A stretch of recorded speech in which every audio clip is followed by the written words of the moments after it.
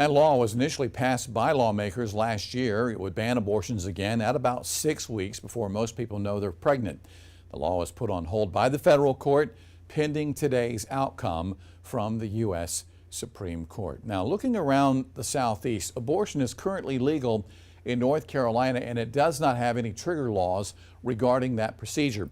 North Carolina's governor now, Roy Cooper, saying that he would veto any abortion restriction bill and will fight to keep politicians out of the doctor's exam room. Abortion opponents say abortion rights in the state likely will not change until November, when Republicans have the chance to win a supermajority in that state's General Assembly. Now, that's North Carolina, but what about Georgia? Well, abortion is currently legal up to 22 weeks of pregnancy there. In May of 2019, about 3 years ago, Governor Brian Kemp signed the heartbeat abortion law there, similar to the one we have here, which was struck down by a federal court in 2020.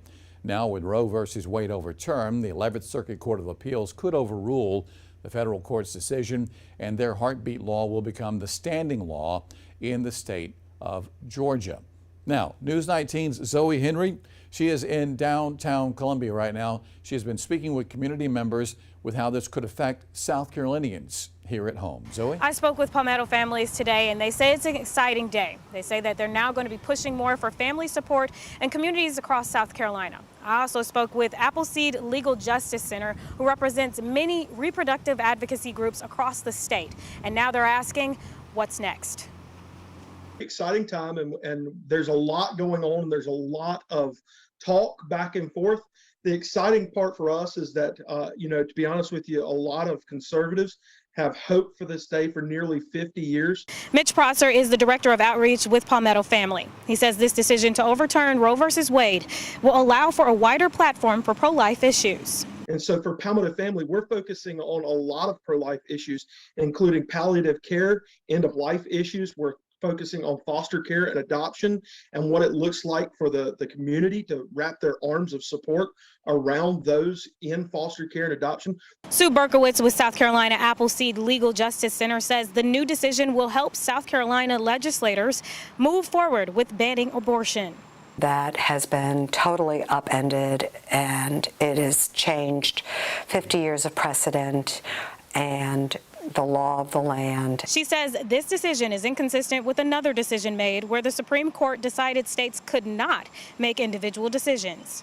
Then we have a decision today where a constitutional right was thrown back to the states with the knowledge that many states, probably half of them, would take that constitutional right.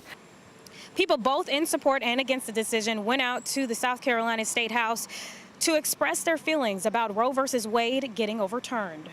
I am here to see what's next on our agenda. I know that Roe versus Wade's been overturned, which personally, I'm okay with that. I'm totally against abortion, completely against abortion. The Supreme Court has lost their mind. They have banned a woman's reproductive rights, but can't ban a psycho from getting a gun to shoot innocent kids. Now we wait on Governor McMaster to make a decision for a special session here in South Carolina to make the decision on abortion here in the state. In Columbia, Zoe Henry, News 19, WLTX.